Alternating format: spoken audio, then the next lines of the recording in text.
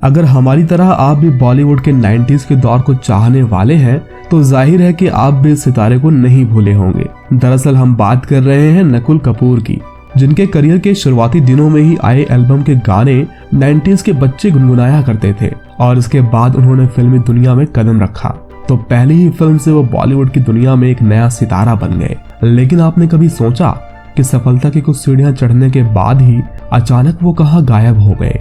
यहाँ तक कि लोगों ने उन्हें जिंदा मौत दे दी।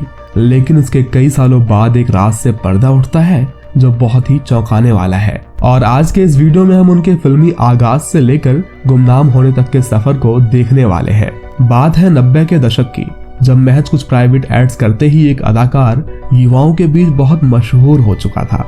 हम बात कर रहे हैं नकुल कपूर की, जिनका जन्म 11 जुलाई 1974 को दिल्ली शहर में हुआ। चंद लोग ही इस बात से वाकिफ होंगे कि नकुल कभी फिल्मों में आना या बड़े पर्दे का स्टार नहीं बनना चाहते थे, क्योंकि उनकी रुचि खेलों में थी।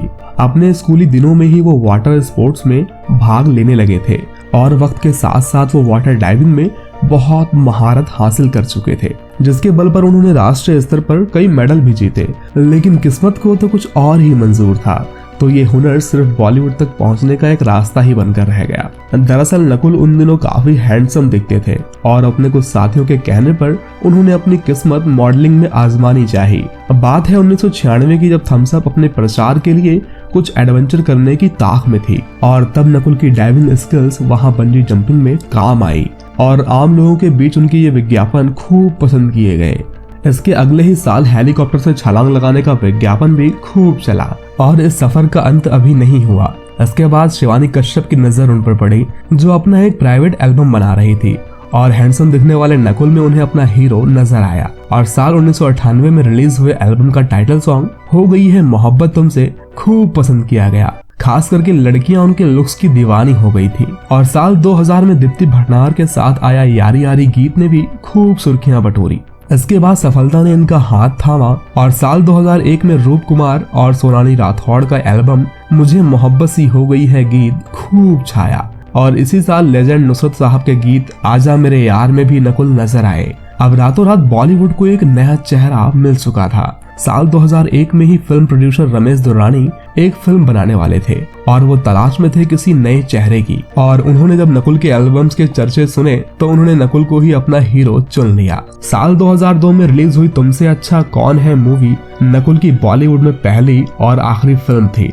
इस फिल्म के रिलीज होने से पहले ही मेकर्स ने एक दाव खेला, जिसके तहत फिल्म के गानों की कैसेट महीनों पहले ही रिलीज कर दी गई और देखते ही देखते ये गाने इस कदर मशहूर हो गए कि इसकी कैसेट्स जल्द ही आउट ऑफ स्टॉक हो चुके थे। सोनू निगम की आवाज पर फिल्माया गया गीत ये उन दिनों की बात है खूब चला और साथ ही चांद तारे फूल और शबनम तुमसे अच्छा कौन है देश का हर युवा गुनगुनाने लगा। इसके साथ ही कुमार सानू की आवाज में फिल्माया गया एक गीत आंख है भरी भरी और तुम दिल लगाने की बात करते हो भारत के कोने कोने में मशहूर हो चुका था।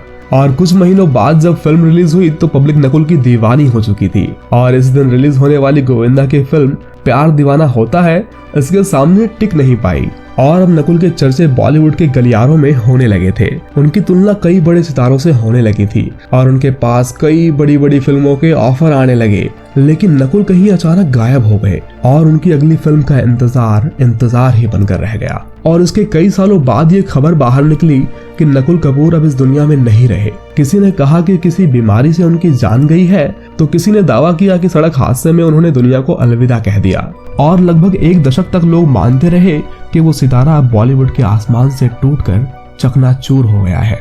लेकिन साल 2015 में अचानक नकुल दुनिया के सामने आए और पता चला कि उनसे जुड़ी जितनी भी खबरें थी वो सब अफवाहें थी। दरअसल उनका लगाव आध्यात्म से था और बड़ी कामयाबी मिलने के बाद उन्होंने सब कुछ छोड़कर आध्यात्म का रास्ता चुना और भारत छोड़ने के बाद उन्होंने कनाडा में डिवाइन लाइफ नाम का एक योग सेंटर शुरू कर दिया, जहां वो कई लोगों को आध्यात्म का ज्ञान देते हैं। और लगभग 50 के हो चुके नकुल को पहचानना अब जरा मुश्किल है, लेकिन उनके एल्बम के दीवानों के लिए ये बहुत आसान है। आज की इस वीडियो में हमने देखा कि कैसे बॉलीवुड का एक सितारा बुलंदियों को ठुकराकर आध्यात्म के रास्ते पर चल दिया। आज की इस वीडियो में इतना ही। जल्द मिलते हैं एक नए वीडियो में एक नए दिलचस्प किस्से के साथ।